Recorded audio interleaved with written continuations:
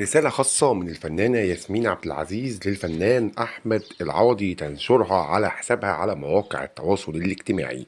أهلا بكم في قناة الناقد والمنقود لايف للأخبار الفنية. الفنانة ياسمين عبد العزيز والفنان أحمد العوضي، القصة اللي قلبت الدنيا. ومنذ قليل يمكن أو أيام قليلة كانت الفنانة ياسمين عبد العزيز في لقاء مع الفنانة الجميلة إسعاد يونس صاحبة السعادة، وكانت عايزة تصالحهم على بعض وتخليهم يتصالحوا مع بعضيهم ويرجعوا تاني يبقوا كويسين. وانا حاسس كذات نفسي ان هما الاتنين لسه بيحبوا بعض، لكن الفنانة ياسمين عبد العزيز تصدم الجمهور وتنزل رسالة خاصة توجهها للفنان أحمد العوضي بأغنية طبعا، وهي اختياراتي مدمرة حياتي للفنان أحمد سعد. واضح كده إن الفنانة ياسمين عبد العزيز قلبها جمد وقالت لك لا خلاص انتهت الكلام، مش هرجع تاني للفنان أحمد العوضي.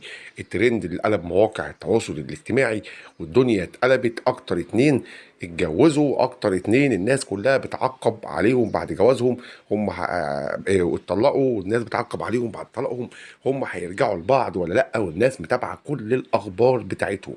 كل الاخبار اللي انتوا حضراتكم بتشوفوها عن الفنانه ياسمين عبد العزيز بعد محاوله صلح تقوم الفنانه ياسمين عبد العزيز تصدم الفنان احمد العوضي بقرار او بالرساله الناريه اختياراتي مدمره حياتي، وتقول له ستوب لغايه هنا خلاص انتهت. ما بقتش ياسمين عبد العزيز بتاعت زمان. الفنانه ياسمين عبد العزيز الجميله الشقيه طبعا اللي اعمالها الفنيه جامده جدا جدا، وليها عمل فني قادم باذن الله في شهر رمضان القادم.